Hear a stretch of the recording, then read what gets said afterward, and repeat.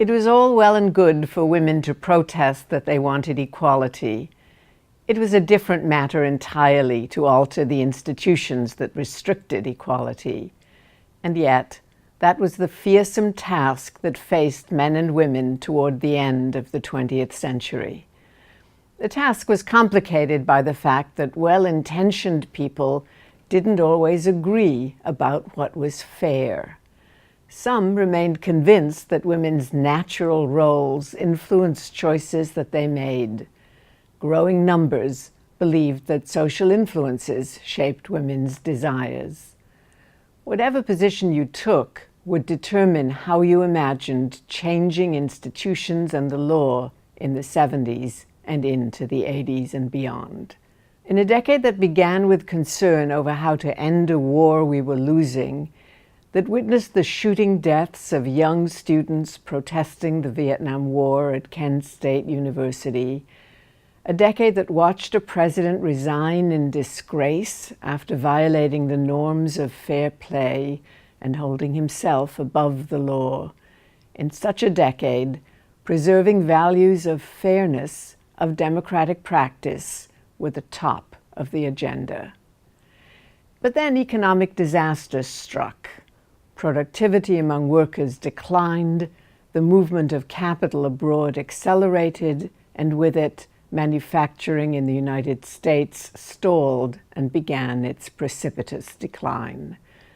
Trade unions could no longer defend jobs from moving abroad.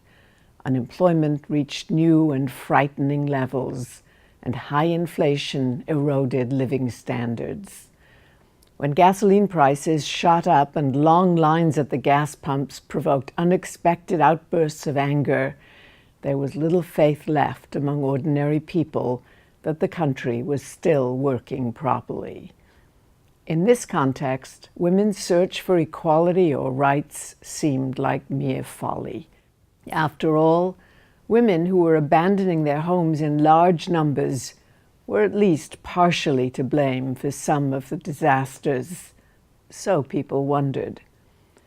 There was the urban crisis that had been brought on by policy changes, by redrawing residential lines, by discrimination among banks, by urban renewal, and that had been exacerbated by riots in the 60s. The breakdown of the traditional family, as witnessed by a rising divorce rate, and the disintegration of the single breadwinner family seemed to violate everybody's expectations. And then there was that 1965 immigration law that was changing the face of the nation, opening its doors to more Southeast and East Asian immigrants, to immigrants from the Caribbean, to Latin Americans and Africans. Growing disagreements among African Americans and among women about what was fair also contributed to the confusion of the decade.